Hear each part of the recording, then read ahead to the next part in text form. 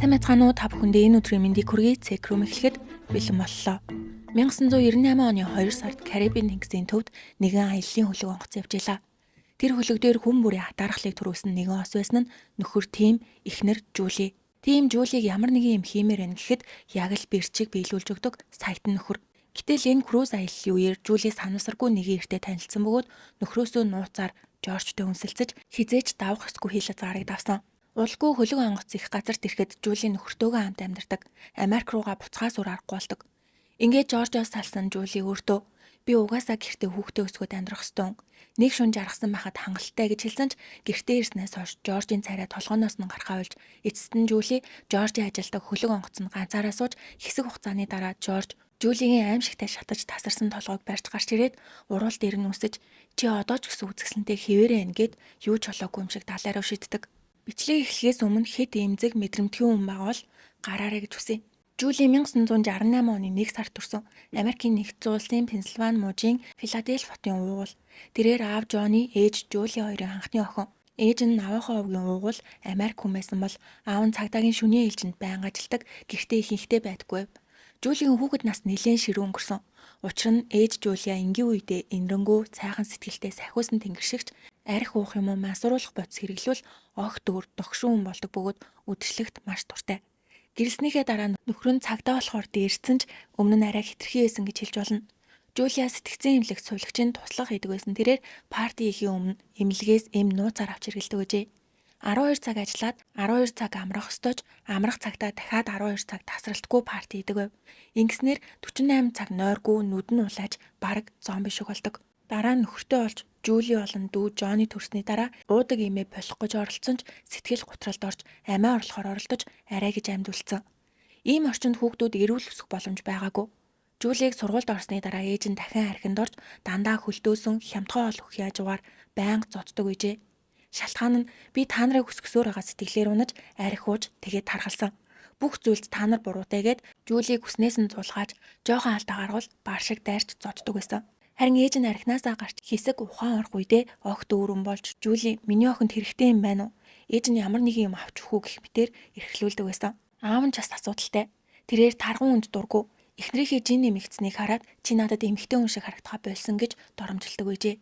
Эцэст нь Жулигийн 9 насны төрсөн өдрөөр гэрт парти болж хүүхдүүд гадаа тоглон ээжүүд галт тогоонд хоол бэлтэж явах энэ үеэр Жулигийн ээж цонхоор нөхрөнд хөршайлын эмэгтэйтэй үнсэлцэж явахыг хараад гал дээр хоолой чунтраалгүй гүйж гараад бөө юм болсон. Эцэст нь тэр өдөр Жулигийн аав гэрээсээ явж хөршөндөө амьдардаг. Ингэж хамгийн аз жаргалтай ах хэвээр төрсөн өдрөөрөө Жули ааваасаа салсан. Гэхдээ ээж аав нь шууд салж бүхнийг зэгцлээгүй. Тэд 8 жилийн турш шүүгээр заргалдаж асран хамгаалах эрх, мөнгө, эд хөрөнгө, бүр зүлэг хадагч, талах шарагчаа хүртэл булаацлж байхыг хүүхдүүд нүдэрээ харж өссөн. Ингээд Жули 11 наснда тамхи татан арх ууж танхаа хүүхдүүдтэй нийлж гэртээ ирэхэд болдог. Нэг удаа шүнжэнгөө гадуур явж арх өнөртүүлж гэртээ ирэхэд ээж нь хөргөчн доторх бүх архиа гаргаж ирээд энийг бүгдийг нь уугаж 11 настай охиндоо хүчээр уулгасан байна. Жули бараг 10 шил арх уусан бөгөөд маргааш нь сургуультаа явж чадаагүй. Эцэст нь 16 настай ахлах сургууль хайсан ч тэрээр маш царайлаг, гоё биетэй. Дээрээс нь хүмүүстэй харилцаа сайтай, партийн туртай, хүнтэй танилцахтаа хурдан болохоор найз нөхөд ихтэй байсан. Тухайн үед Жулигийн холч нь SBT, Skinny Big Tits туранхай мөрлөө том хөхтэй эмэгтэй гэсэн утгатай. Энэ очоороо тэр хавьдаа нэлээд алдартай байжээ. Клуб партинд очихоор ирчүүд уух юм авч өгье, хувц аваад өгье, гоо сайхны бүтээгдэхүүн авах уу гэх мэтээр үздөгч Жули нэлээд өндөр шалгууртай тэрээр ухаантай, мөнгөтэй, сайхан гэр бүлд өссөн зэгцтэй амьдралтай ирчүүдэд илүү татагддаг байжээ. Ингээд Жули 17 настайдаа өөрөөсөө 6 насаарах 23 настай Нийл гэдэг залуутай гэрэлтэгч ердөө 1 жилийн дараа салсан. Шалтгаан нь хэд уйтгартай. Жули нэг өдөр Нийлээ чи яагаад ийм уйтгартай юм бэ? Чиний хувьд адал явдал гэж юу вэ гэхэд Нийл найзуудтайгаа марихуана татаж пив уух гэдэг. Энийг сонссон Жули дотроо энэ хүн чинь цаанаасаа л ийм уйтгартай юм байна гэд салсан.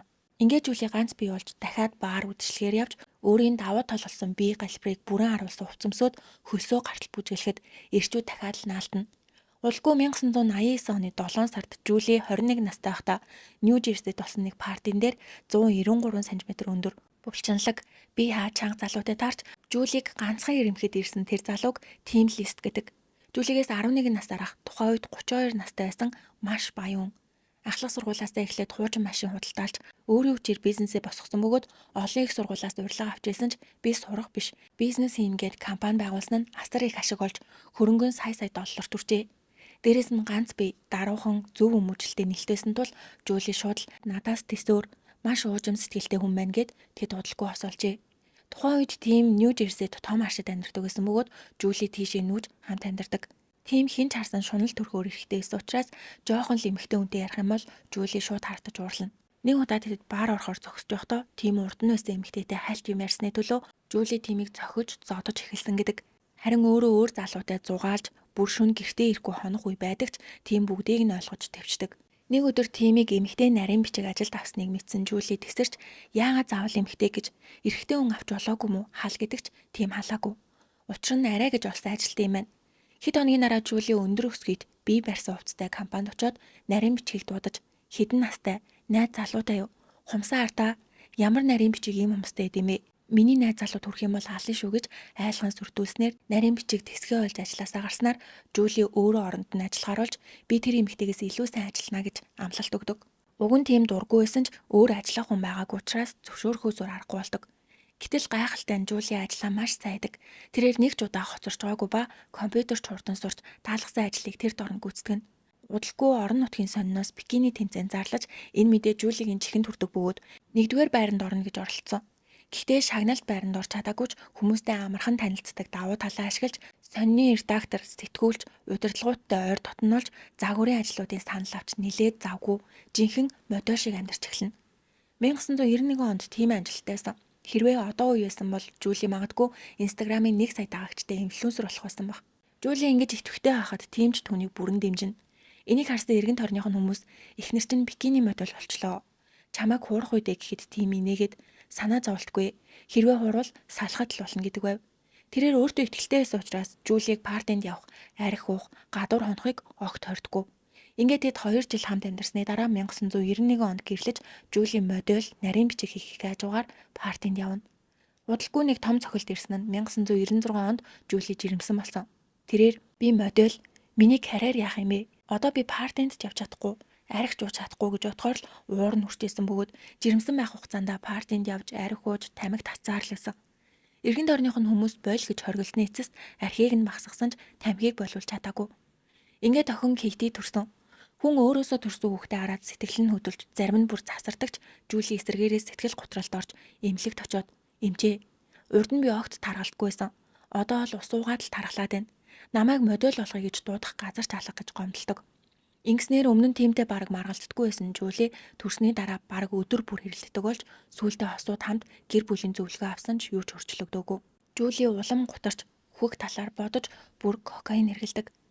Мэдээж энэ бүхэн хүүхдэд нөлөөлнө. Яг л Жули багадаа ээжийнхээ харьцаанаас олж шаналж өссөн шиг өөрийнхөө зовлон охин Кейтидээ дамжуулж эхэлсэн. 1997 оны 1 сард тэд хурмын ойгоороо круиз аялалд явсан.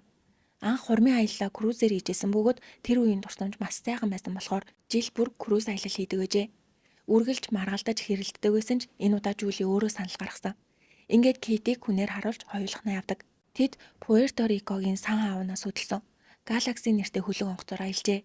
Энэ нь энгийн хөлөг онгоцны аяллаас 1.5 дахин илүү үнэтэй тансаг зэрэглэлийн аялал байсан. Круиз дотор парти, арх, шөнийн клуб, казино гэд Жулигийн хувьд жинхэнэ диваажан. Хөлөг онгоц хөдөлж маргааш нь Доминиканы бүгд найрамдах улсын Каталина аралд зогсно. Жули усанд ороод наранд хэвтжээтэл нэг ир хажууд нь ирээд круиз аялал таалагдж гинөө гэж асууснаар бага зэрэг яриа өрнөдөг. Тэр эрэгтэйг Жорж гэдэг өөрийгөө 28 настай круиз дээр ажилладаг ахлах инженер гэж танилцуулаад доор маань олон ажилтан байгаа. Энэ хөлөг ингэж явдаг, тэгэж ажилдаг гэх мэтээр мэрэгжлийн өнгөөр ярьжээ. Удалгүй тийм бааранд дуужгаад Жули дээр ирээд гуруулаад далайн эрэг дээр сууж ярилцдаг. Тийм дотроо залуу хүн гэхэд хичээнгүй маа гэж бодоод өнгөрсөн. Тийм ихнэр нь Жоржийг гэр хүний нүдээр харна гэж огт төсөөлөөгүй. Хамгийн ихний шалтгаан нь Жорж тиймээс царай муутай. Намхан, духан хонхойсон, шүдэн жигт бус, амнаас нэвгүй өндөр үнэртдэг тул арай холхон зогсож ярмаар санагдсан болохоор Жули ийм эрэгтэйд хизээж татагдахгүй гэж тийм бүрэн итгэсэн. Дараа нь Жорж тийм Жули хоёрыг дагуулж хөлөг онгоцоо танилцуулжээ. Гуруулаа арх ууж зураг даруулсан бөгөөд бүр тийм өөрөө Жорж Жули хоёрын зургийг тарж өгсөн. Круиз аяллаа сүүлийн өдөр тийм Жорж дараа нь Нью Жерсид ирээрээгээд холбоо арах хаягаа өгчих гэхэд Жорж жижиг цаасан дээр грекээр бичсэн хаяг өгсөн. Ингээд круз аялал өндрүүлж хосууд Нью Жерсид буцаж ирэхэд тийм сайхан аялал байлаа гэхээс үр зүйл бодоогүй бол Жүүли нэг л өөр тиймтэй бараг юм ярихгүй бодолд дарагддаг. Нью Жерсид ирмэгцээ Жүүли шууд хамгийн дотны найз Тони дээр очиж хоккейн тоглолт үзэхээр яваад Тони би чамд нэг юм хэлье. Энэ тухай тиймд хизээч битгий хэлээрэй. Би круз дээр нэг эрэгтэйтэй танилцсан. Бидний хооронд юу ч болоогүй ч би түүнтэй харилцаатай аймаар байна гэхэд Тони чамайг ингэж уруу татж байгаа юм чинь царайлаг залуу ах нэ. Тэгээд ч грек эрэхтэй гэсэн мэдтэй. Чи грек рүү явж уулзах юм уу гэд тоогоогүй. Удалгүй Жүүли грек рүү захиа илгээдэг.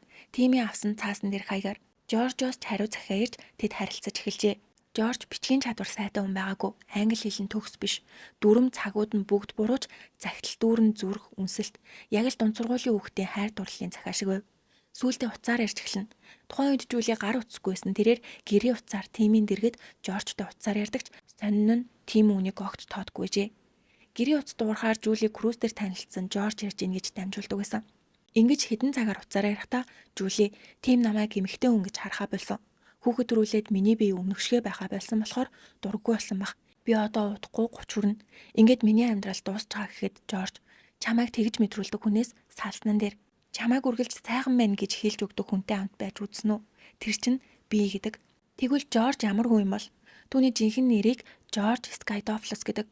Galaxy Cruise дээр ажилладаг нь үнэнч инженер биш техникч. Нас нь чудлаа. Жүүлигээс 6 насаар дүү 23 настай. Cruise-ийн талаар мэргэжлийн хүн шиг ярьсан ч Жүүли тим хоёртой 1997 оны 11 сард танилцахдаа анхны аялалтаа явж исэн даатлагчигч маягийн хүн байв. Дараа нь илэрсэн баримтаар Жорж Жүүлитэй захиа бичиж холбоо барьж явах үедээ круз дээр өөр нэг эмэгтэй ажилтнтай давхар явуулж исэн. Тэр эмэгтэй нь Нидерландынх гэрэлсэн эмэгтэй байсан гинэ. Найзууд нь Жоржийг өөртөө хит автсан ганцаардмал хүн гэж тодорхойлдог. Жоржийн хүүхэд нас маш хүчирхийлэлтэй өнгөрсөн. Тэр уураа барьж чаддаггүй. Гэрт нь жоохон л таалагдахгүй зүйл болох юм бол юм шидэж эцэг эхээ зодож солиорсон мэт авиралдаг гэжээ. Аав нь турк эмэгтэйтэй явуултаж эцэг эхийн салсан ч эхнэртэй хит их донтож өөр эрэгтэйтэй уулзаад байгаа юм биш үсттэй гэж байнга хянаж сүулдэ Жоржд ээж чи өөр үнтэй болсон байж магадгүй дагаж яваад баримт ол гэж даалгаснаар Жорж ээжийнхээ утасны яриаг нууцаар бичиж аавдаа өгдөг гэжээ. Гэтэл нэг өдөр бүх зүйл хяналтаас гарч Жорж 14 настай байхдаа аавынхаа үзүүнд хутга зоож шатнаас өнхрүүлээд цухтаасан.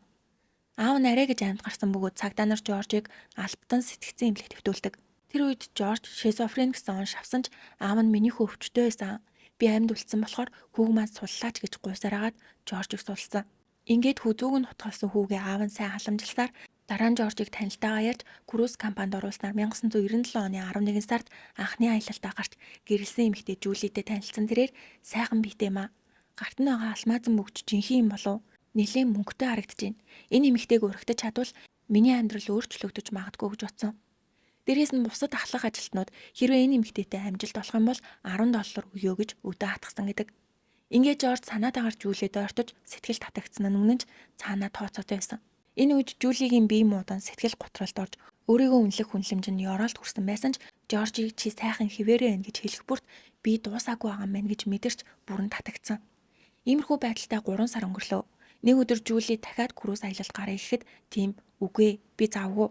Дээрээс нь намайг талаа өвчтэйг мэднэ зтэй гэдэгч Жүүли круз дээр авахар гайгүй болдог штэйгээд заавал Галаксигаар явахыг хүсдэг. Ингээд 1998 оны 2 сарын 13-нд тэд дахин Галакси круз цуна. Тэр орой хосууд партинд очиход Жорж яг л найз шиг тэм дээр ирээд их нэртэйгээ ирсэн мэжтэй гэж нэмсгэлж угтдаг. Жүүлийг нүд гялцаад бүр нэгсэг шахдаг бол тиймд бүх зүйл өмнөхтэйгээ адилхан уйтгартай цаг үрсэн санагдсан. Эцэст нь хосууд муудалцаж тийм ганцаараа өрөөрөөгөө харин Жүүли Жоржийн хувийн өрөө рүү явж архиун нөхөр маань намайг хайрлахаа болсон юм шиг байна. Би үнэхээр ганцаардж ийн гэхэд Жорж аажмаар үнсгийг оролцоход Жүүли эхэндээ эсэргүүцэж болохгүй би гэрэлсэн хүүхдтэй өнгөдөгч аль хэдийнэ нэг жижигхэн өрөөнд хамт байсан болохоор Жорж хувцсыг нь тайлж эцэст нь тэд зураас тавсан. Ингээд гайхалтай круз аяллаа дуусгаад Нью Жерсид буцаж ирсэн Жүүли найзуудтай энэ нууц шүүгээд бүхнийг хартал найзууд нь чи тиймд ингэж хандж болохгүй. Хүүхдтэй ээж юу игээд байгаа юм бэ гэдэгч үүнээс хойш Жүүли Жорж хоёр холбоогоо тасалсангүй. Удалгүй Жоржийн ажилдаг круз санхаанд 7 хоног зогсно гэдгийг сонсоод Жүүли шууд хөдлөнө. Тэр үед Жүүлигийн дүү Жон Орландо танирдаг байсан учраас дүүдээ хэрвээ тим залгах юм бол манайд байгаа гэж хэлээрэй гэдэг. Ингээ 3 сарын сүүлээр Сан Хуан руу явж дахиад л Жоржтой уулзах ба энэ үеэс Жүүли давхар амьдралд оржээ. Өдөр бүр Жоржтой уцаар ярьж захиа бичнэ. Хэд хоногийн дараа Жоржийн круз дахиад л Сан Хуан зогсно. Жүүли дахин явах ёстой ч энэ удаа Жүүлигийн ээж Жулия сэжиг авч чи өөр үнтэй болсон юм уу? Ааваасаа мууган сурчтэй гэхэд Жүүли энэ миний амьдрал битгий оролцгээд аимшигтай хэрүүл болж Жүүли дүүрүүгээ явна гэж хэлж чадхааргүй болсон тэрээр нөхөртөө хайртаа дахиад круиз аялалд явчаад ирэй гэхэд тийм хаашаа галакси юу хизээж үгүй чи тэр залуутайгаа уулзах байгаа зү гэдэг. Үнэн дээр тийм аль хэдийнэ бүгдийг мэдчихсэн. Угаасаа яаж ч мэдэхгүй байх втэ. Захиа утас факс гэ зөндөө юм байсан. Жүүли захиа удаа очтгоос олж факс машин худалдаж аваад хөлөг дээр байгаа Жоржтой харилцдаг гэжээ. Сарын утас факсны төлбөр нийлээд $7,000 болдог гэсэн. Тийм бүгдийг мэдчихсэн тэрээр захиануудыг унштал зарим нь дотроо юмтай зузаан санагдсан. Нэгэд үцтэл ийм зураг гарч ирдэг. Энэ үртэл тийм хангалттай тавьсан ч Жүүли дахиад круиз аялалд явна гэсэн болохоор төвчээр нь алдарч албан ёсоор салахаар бэлддэг. Найз нөхөд гэр бүлийнхэн нь болиулах гэж оролцсон ч Жүүли сонсоогүй. Ялангуяа ээж нь тийм чамд ямар сайн ханддаг үлээ. Дээрээс нь мөнгө сайн олдог, царайлаг, охиндоо чартай, ухаан ор гэдэгч Жүүли тогт нөлөөлөөгүй. Хөрөнгө хуваах асран хамгааллын асуудал яригдахад тийм Нью-Жерсид байгаа байшингаас өөрзөл өгөхгүй гэдэг. Энэ байшин нь нэлээд үнэтэй юм байна. Тэгээд Жүүлигийн араар тавилтаас болсон салалт. Жүүли энэ олгоныг Жоржид хэлэхэд ганцхан байшин уу? Тэр байшинд амьдрын гэхээр бэлэн мөнгө хэрэгтэй штэ. Илүү мөнгө нэх. Тэгээд хоёлаа Грект хамт амьдрья гэдэг. Улгүй Жүүли дахиад л Galaxy Cruise суун. Энэ удаа Ванкувер руу нисээд Аляска чиглэлийн круиз. Чемоданд нь шинэхэн дотор хувцас байх ба салтаа зарласан болохоор одоо тийм саад ихэ болсон. Ингэж тэд албан ёсоор болцоход Жорж Жүүлийг аажмаар хянаж эхэлнэ. Жүүли Pet6 сэтгүүлийн бикини модельийг санал авсан. Энэ нь маш алдартай сэтгүүл бөгөөд 10 кг турж өдөр бүр гүйж дасгал хийжээ. Гэтэл Жорж сэтгүүл рүү залгаад Жүүли модель хийхгүй, миний найзсгүй бикини өмсөх дурггүй гэж хэлснээс олж Жүүли галзуурах шахан бөөн хэрүүл болдог. Дээрээс нь Жүүли эмчийн бичиж өгсөн сэтгэл готрлын имийг уужилсан ч Жорж сэтгцийн өвчнийг эмгүү давнаа. Ийм юм уух хэрэггүй гэж хоригддог. Бүр охин хийтийг хүүхдийг зодчиж хүмүүжүүлдэг гэж өөрөө хүүхэд өсгөж үзээгүй мөртлөө хөндлөнгөөс оролцохоос гадна Жүүлигийн найзууд салтыг нь эсэргүүцэжсэнийг мэдээд ийм найз гэж байдгүй. Холбоо барихаа боль гэж тал бүрээр хяндаг. Энэ нэг сонин зүйл нь Жүүлиэд энэ хүн нэг л биш байна гэж бодогдох боломж байсан ч өмнөх нөхөр тийм нь хит зөөлөн уйтгартай санагдчихсэн болохоор Жоржийн хардалт хяналт нь Жүүлиэд хайр шиг санагдсан. Харин Жорж круиз дээр өөр эмэгтэйчүүдтэй явалтаж хэд хэдэн удаа баригдаж тэд маргалдажсэн удаатай. Ингээд 1998 оны 8 сарын дундуур Жорж круиз компанид ажилласаа гармаар намайг Америкт буулгаад өгөөч гэдэг. Ингээд шууд Жүүли рүү залгаж би ажилласаа гарчлаа. Одоо Нью-Жерсид хамт амьдрий гэхэд Жүүли ч зөвшөөрч хамт өнгөрөх цаг их байвал сайн мэдтэй гэж утсан. Ингээд Жүүли Жоржийг дэлгүүр дагуулж яваад хувцлаж дараа нь шүдний эмнэлэг орж муухай үнэртэй ам шүдийг нэмжлүүлсний дараа халзралт их байсан тул үс шилжүүлэн суулгах местаслт оруулна. Үнэ нь $1600. Энэ олгоныг Жүүлигийн мөнгөөр хийсэн. Шүдний асуудлаар Мэри Джонс гэдэг шүдний эмчдэр очиод эмч амийг нь хараад шууд уучлаарай. Би эмчилгээс татгалзаж гин гэсэн. Яагад гэвэл цооролт маш их. Хувийн ариун цэврийн ойлголт огт байхгүй нь. Ийм байдлыг би төвчгүй гэж хэлжээ. Энэ оронд Жорж ажил хийхгүй өдөржин гэртээ залхуурч явдаг бөгөөд Жүүлид ч ажил хийх боломж өгөхгүй модель хийхийг нь хоригддаг. Хоёулаа орлого 30 тухайн үед Жүүли тиймээс албан ёсоор салаагүй байсан учраас тимийн зээлийн картыг ашигласан. Тим энэ тухай мэдсэн ч удахгүй болин үзгээд дугаан өнгөрчээ. Жүүли Жоржийг найзуудтайгаа уулзуулахад хүмүүс ихэндээ ямар их дурлсан болоод ийм шийдвэр гаргасан бол гэж дотроо нэлээд хүлээлттэйсэн. Гэвч анхны уулзалтаас л хүн болгонтой мэтгэлцэж ямар ч боловсралгүй нь харагдах ба нэмээд бүдүүлэг хүнийг дорд үтсэн өнгөөр ярьж өөрийгөө круизийн 3 дугаар техникч мөртлөө яг л ахмад шиг магтана. Жорж Жүүлигийн ээж Жулиатай ч уулзна. Ээж нь ч бас дотроо жоохон хүлээлттэй очсон ч бодит байдал нь хаалцсан, шар шүттэй, царай муутай залуу байсан. Мэдээж гадаа төрхөөр хүнийг шүүх ёсгүй ч Жоржийг харсан бараг бүх хүн үнэхээр царай муутай гэж хэлсэн байдаг. Жорж зүйлдээ Жулиатай байнга маргалддаг болсон. Жулиаг харахад Жорж ажилгүй, мөнгөгүй, гэртээ юу ч хийхгүй байнга зугаацдаг учраас Жулиа хайр дурлалт ухаанаа алдсан 16 настай хүүхэд өгнө гэж хэлжээ. Инээс олж Жорж уураа барьж чадалгүй Жулиагийн хүзүүг боож сүулдэ цагдаа дуудаж баривчлагдсан. Найз бүсгүйгийнхээ ээжийг цоцсон гэсэн үг. Ингээд Жули хамгийн сайн найз Тони руугаа залгаж барьцааны мөнгө гуйсан ч Тони татгалзаж би анханасаа Жоржод дургүй байсан. Чи буруу замаар яваад байна. Одоо сал гэдэг. Арга барьсан Жули хуучин нөхөр Тим рүүгээ залгаж мөнгө гуйсан ч мэдээж Тим зөвшөөрөөгүй. Тим хүн суллагдах юм бол миний охин аюул тучрна гэж боджээ. Ингээд Жорж прокурортой тохиролцсон. Нөхцөл нь Жулиа гомлоо татна. Харин Жоржийг нэн даруй Грек рүү албатан буцаана. Ийм зүйл болсон байхад Жули энэ хүн үнэхээр аюултай юм байна гэж бодоод салах ёстой байхад эсэргээрээ Жоржийг дагаж авахар шийджээ. Яг энэ үед тимтэй албан ёсоор салсан. Анхны тохиролцоонд Жули байшин авах байсан ч нэмж мөнгө шаардсны эцэс $600,000 авч чадсан бол охины асран хамгаалах эрхийг тим авсан. Учир нь Жули өмнө нь масруулах бодис хэрэгжилжсэн. Сэтгэл гутралтай. Хамгийн гол нь одоо хамт байгаа хүн нь хүчирхийлэгч болохоор ингэж шийдвэрлсэн. $600,000 бэлнээр авсан гэдгийг сонссон Жорж тэр мөнгөөр Грегт таксины бизнес эхлүүлэе гэдэг. Энэ нь ч Жули таалагдаж зөвшөөрсөн. Жорж суллагдсан даруйдаа Грег рүү албатан мутсан бол удалгүй 1998 оны сүүлээр Жули араас нь явжээ. Энэ бүхэн Жоржтой танилцсанаас хойш ердөө 1 жилийн дотор болсон үйл явдал. Ингээд Жули Грегт очиод амьдрах байргүй тул цочод буудалд амьдарч өдөр нь байр хайж, шөнө нь архиуж парти ийн. Жорж Жулид манай аав ээж чамайг хүүхдтэй салсан гэдгийг мэдгүй. Энэ талаар огт хэлж болохгүй шүү гэдэг. Жули Грегт очиод сарч болоогүй хахад 1999 оны 1 сарын 11-нд Жорж Америкийн элчин рүү очиж миний найз бүсгүй Жули сураггүй алга болчлоо. Америк иргэн гэдэг. Жоржийн мэдүүлснээр өнгөрсөн амралтын өдрүүдэд тэд Афинд хамт цагийг өнгөрөөжээ. Тэр өдөр Америкаас ачаа харсан болохоор Мексик онгоцны буудлын руу орж авсан.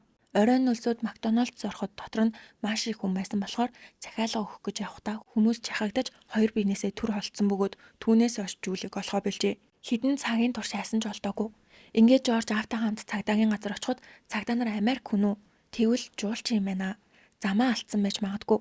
Эсвэл хаа нэгтээ зугаалж аваах гээд албан ёсоор сураггүй алга болсон гэж тооцоогүй учраас Жорж Америкийн нэгдсэн улсын элчин сайдын яамд өөрөө очиж мэдүүлэг өгчээ. Энэ мэдээ Америкт байсан хуучин нөхөр тимд чүрнэ. Хэдийгээр араар нь тавиад салсан эхнэр нь ч миний охины ээж гэж бодоод хайж эхэлсэн байна. Америкийн хэвлэлүүд энэ эргийг өргөнөөр мэдээлэлж олон нийтийн анхаарлыг татснаар Грекийн цагдаад дарамт ирж албан ёсны мөрдөн шалгалт эхэллээ. 2-7 хоногийн турш өргөн үрээтэй хайлт хийсэн ч Жулиг уулмөр олдоогүй. Насан турсан. Дээрэс нь мөнгөтэй өн төөрөх юм бол удахгүй олдох ёстой. Ингэж бүр мөсөө алга болно гэдэг гэмт хэрэг гэж мөрдөгчд үзсэн. Ялангуяа тийм болон Жулигийн найзууд Жорж л сэжигтэй байна гэж дотроо бодсон ч шууд буруудах боломжгүй. Тиймээс тэд Жоржийн хариу үйлдэлийг шалгахаар шийдэж чамд хэцүү вэ нү? Биднэрт нэг сайн мэдээ байна. Холбооны мөрдөгт очоо энэ хэрэгт оролцсон гэж худлаа ярихад Жорж үүнийг сонсоод сандарч FBI гэсэн үү? Тэд Грек рүү ирэх үү гэж асуужээ. Нөгөө талд Жулигийн найзууд тэсгээ ойлж мэрэг төлөвчдөр очиж найз Жулигээ хаана байгааг асуухад төлөвч усаар үрээлэгдсэн газар харагдчихээн. Хүзүүг нь боосон, гар үл нь хугарсан байна гэж зөгөндөг. Найзуудын сэтгэл улам түгшиж Жулиг хурдан олох ёстой гэж сандрана. Энэ оронд Жорж цагдаагийн газарт олон удаа мэдүүлэг өгтөө би сайн мэдгүй. Макдоналдс даалга болсон гэдэгч Жули сураггүй болсноос хойш 16 дахь өдөр Жорж бүхнийг хүлээн зөвшөөрч баривчлагдсан. Тэрээр надад Жулиг алах санаа байгаагүй. Зүгээр л салмаар байсан. Гэтэл тэр татгалцсан. Тэгээд би хүчирхийлэл үзүүлэх юм бол надаас салах байх гэж бодоод хүзүүг нь боосон чинь гинэт нас орчихсан гэдэг. Ээжийг нь бооход салаагүй эмэгтэй өөрийнх нь хүзүүг боолоо гэж салах уу? Жули Грект ирээд Жоржийн амьдардаг Кавала хотод очсон. Эгийн тэнгис цэлэлцсэн үзэсгэлэнтэй газар. Жорж бүр гэрлэх санал тавьж 1999 оны 1 сарын 23-нд хурмаа ихэр төлөвлөсөн ч удалгүй Жулид Грект амьдрах уйтгартай санагдаж эхэлсэн. Хэл ойлголцохгүй, хоол оройтож иддэг, амтанч таарахгүй 7 хоног бүр явдаг, хумсны салаанч байхгүй. Хамгийн эзэн нь Америкт байгаа охин Кейтигээ аимшигтай санаж өдөр бүр утсаар ярьж уйлж сэтгэл готрол нь уламд ордно. Дээрээс нь Жоржийн эцэг их Жулиг салсан хүүхэдтэй гэдгийг мэджээ. Жоржийн эцэг их үнэнч Грек Паруслов шашинтай хүмүүс байсан бөгөөд тэдний үзлээр хүүхдээ орхиод өөр үнтэй гэрлэх нь уучлашгүй нүгэлэв. Тиймээс хоолой дээр худах тавьсан ч тэр эмэгтэйтэй гэрлүүлэхгүй гэж хатуу эсрэгүүцжээ. Ингээд Жулигийн байдал бүр дортохын хажуугаар Жоржд цэргийн зарлаа ирсэн. Ингээд Жули надад энд байх шалтгаан алгаа. Би чиний төлөө энд ирсэн байхад чи цэрэгт явахаар болчлоо. Би охиноо санжийн Америк руу буцлаа гэхэд Жорж уурлаж уйлгаа бойл гэд зодож хүзүүг нь боосон. Энэ мөчөд Жули Америк руу явна гэж 100% шийджээ. Харамсалтай нь үнийг хэд орой ойлгосон тэрээр би тэн дээр очиод уучлахгүй бол намайг уучлах болов. Кейти дээж нь хэрэгтэй гэд Америк руу явах нисэх онгоцны тасалбар авч ачаагаа багалсан. Нисэх онгоцны буудлын руу явахын өмнө Жорж сүүлчийн удаа ярилцээ. Би чамайг онгоцны буудлын руу хүргээд өгьгээд шүн машинаас сууж хөдлөлөө. Тэд Салоники орчмын Эгийн тэнгисийн дагуу мурид суналтсан замаар ойролцоогоор 30 км явсны дараа Лутра Элефторон гэх газар гарч ирсэн. Тэр үед Жули дотроо нэг л сонирн байна да. Онгоцны буудлын руу явдаг зам мөн үү гэж бодоод сайн мэдгүй байсан болохоор унтаад өгчээ. Гэтэл Жорж усан үзмийн талбайн донд машинаа гинэт зогсоогоод хөдөлгүүрээ унтраач биц сад ирээгээд машинаас буудаг. Ингээд шууд Жулигийн сууж ирсэн урд хаалгыг онгойлгоод бүх хүчээрээ хоолойг нь боожээ. Жули орилж тэнцэлсэн ч энд хүнгүү, намгүм хинт сонсохгүй. Аажмаар Жули ухаан алдаж дараа нь биеийн сулран амьсгалахаа болжээ. Жорж надтай хамт байж чадахгүй бол үхэх гэсэн бодолтой байсан. Тэрээр анхнаасаа Жулийг нисгэн онгоцны буудал хүргэж өгөх бодлого байсан. Дараа нь Жорж цогцыг яахаа бодож бид далай танилцсан юм чинь буцаагаад далайд нь өгвөл зүв биз. Тэгээд араас нь өөрөө үхэх ёстой гэд Жулигийн цогцыг тээшин тийж шатгуун түгээх станц руу яваад бензин авч хөнгөө ойр очжээ. Тэнд Жулигийн цогцыг шатаасан. Гэхдээ Жорж цогцыг шатаах юм бол чанарлах газар шиг ясал үлдэнэ гэж бодсон ч бодит байдал дээр өөрөө хувцас арьсан шатаж биеийн ихэнх хэсгийг шатаагүй тул цогцыг гялгар утанд хийж эмээгийнх рүүгээ явсан. Тэр шөнө эмээ нь гэртээ байхгүйг урьдчилан мэдчихсэн. Тэндээс аяллаа чимдээ авч Жулигийн цогцыг хийхэд толгой нь багтахгүй байсан тул хүчээр тарж гიშгэж дараа нь төмөр өрөө авсан. Ясны хэсэг маш хатуу байсан тул хүчийг орсон гэж дараа нь хэлжээ. Толгойг нь салгасныхаа дараа Жорж Жулигийн толгойг барьж чи одоо ч гэсэн үзэсгэлэнтэй хിവэрээ ингээд уруул дээр нь сүүлчийн удаан үнсэж чемоданыг ойролцоох нуурлуу шидэн дараа нь далайн эргээр Кавалотын зүг явах замдаа бензиний сав хөрөө зэргийг хайж нар мандах үеэр Каламитса эргийн хаттай газар очиод Жулигийн толгойг далай руу шиджээ. Жоржи хэлснээр энэ үед амиа орлох гэж оролцсон ч зориг нь хүрээгүй учраас бодлоо өөрчилж ааг нурын дэлгүүрээс буу авч толгой руугаа чиглүүлээд бууцсан. Гэтэл бууг хацаж сум нь хазайснаар жижигхэн шархал авсан гэдэг. Дараа нь явж байгаа ачааны машины урд үсрэхээр оролцсон ч чадаагүй бөгөөд эм уугаад үхье гэсэн ч амжилт олоогүй. Энэ бүх оролдлого үнэн хэсэг нь эргэлзээтэй. Жоржийг баривчлахад масууруулах бодисын шинжилгээнд юу ч илрээгүй ба бид нь ноцтой шарах байгаагүй. Сүүлдээ Жорж өөрийгөө үхэх ёсгүй хүн юм байна гэж итгээд гэртээ ирж Жулигийн паспорт, кредит картнуудыг нь устгаж хамтарсан дансанд байсан $120,000 бэлнээр татаж аваад ээж эмээрүүг уцтаж Жулиг харсан уу? Алга болчлоо гэж хэлээд аавтайгаа хамт цагдаад мэдэгдэж элчин сайдын яамд очиж жүжиглсээр агаад эцэст нь хэрэгүүлсэн. Жорж цагдаад би зүгээр л хүзүүг нь босон. Салахыг хүссэн ч Жули салгаас татгалцсан болохоор намайг үзэн ятаасаа гэж бодоод жүжиглсэн. Анхнаасаа алах санаа байгаагүй, санамсаргүй эрг гэж зүтгэдэг. Гэтэл Жули аль хэдийн Америк руу буцахаар шийдэж Нью Жерсигээс ирсэн ачаагаа буцааж явуулсан. Өөрөөр хэлэх юм бол Жули Америк явна, Жоржоос сална гэд аль хэдийнээ шийдсэн байхад Жорж яагаад салахын тулд хүзүүг нь бооно гэж. Тэгэхээр энэ бол урьдчилж төлөвлөсөн аллага. Жорж цагдаа нарыг дагуулan Жулигийн цогцыг хайсан нуур руу очив. Тэр газар нь нуур гэхээсээ илүү гүн, шаварлаг намаг байв. Шумбагчид ус руу орж шалгахад Жорж ямар ч хувирлгүй шумбагчдыг ширтжсэн нь цагдаа нарыг харахад аимшигтай санагдсан гин. Улгүй 1.5 метрийн гүнээс аяллаа чимдаа олдлоо. Чимдааныг татаж гаргахад Жулигийн цус тусалж исэн. Нээж үздэл түүний байнга зүүдэг байсан алт, алмаз бүхий үн тэтлэлүүдийн нэг нь ч байгаагүй. Хэн авсан нь ойлгомжтой. Жорж би араас нь үхэж гээсэн гэж ярьсан мөртлөө үнэт тэтлэлүүдийг авсан байгаа нь төлөвлөгөө таллага байсан гэдгийг нотлно. Одоо Жулигийн толгойг олох хэрэгтэй байсан ч хаднаас далай руу шидсэн тул хайх хүрээ хитрхи өргөн. Эцэст нь толгойг нь олж чадаагүй.